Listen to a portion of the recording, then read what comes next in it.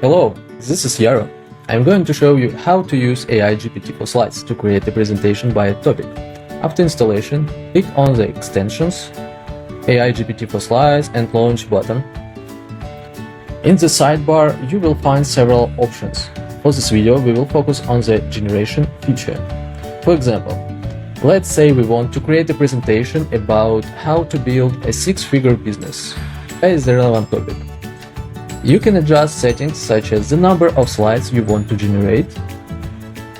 You can also choose the language and writing tone. Click on Generate Slides. Your presentation is ready.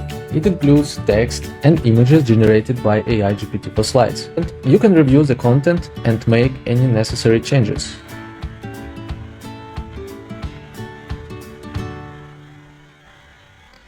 To replace an image, click on Replace Image from your computer or search the web. Also, you can customize style of the presentation. To do this, click on Color and Font. Creating a presentation has never been this easy. You no longer need to start from scratch, simply paste your text and let AI GPT for slides create the presentation. Thank you for watching.